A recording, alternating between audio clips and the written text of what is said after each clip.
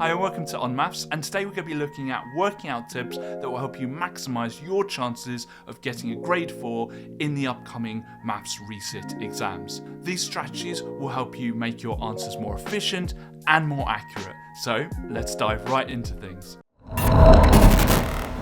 First up, let's talk about the importance of organising your work. It might seem quite simple, but it can make a huge difference. Instead of scribbling numbers all over the page, take a moment to clearly label each part of your working out where relevant.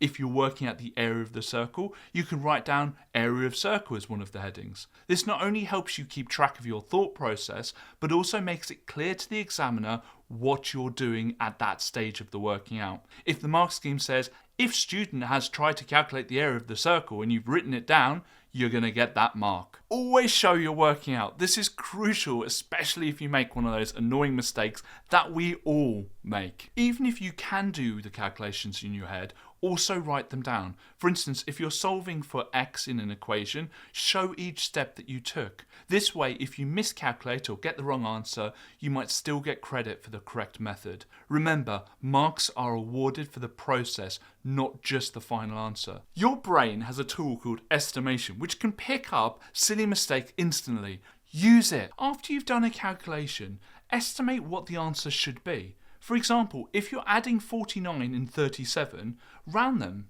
50 and 40. So you're expecting the answer to be around 90. You can compare this to what you got and see whether it's close. If it's nowhere near, then chances are you've made a mistake, so you can double check your working out. You can also estimate an answer based on context.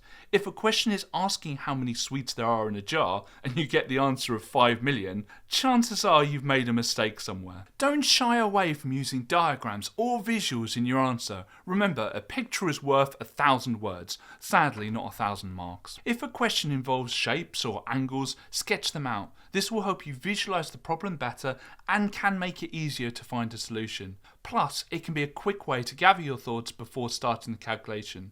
At the end of the exam, when you come back and check your working out, it's a lot easier to figure out what the question's asking without having to read it all again. And that's it. Make sure that in November, when you're sitting there with the exam paper, you organise your work, always show your working out, use estimations to check your work, and use diagrams and visuals. And that's it for today's video. If you like what you saw, click like. If you want to see more from us, click subscribe. And also, if you've got any comments or anything you want to say about today's video, or you've got ideas for things that you want us to cover in the future, write them in the comments below. Otherwise, thank you very much. I'll see you on the next one.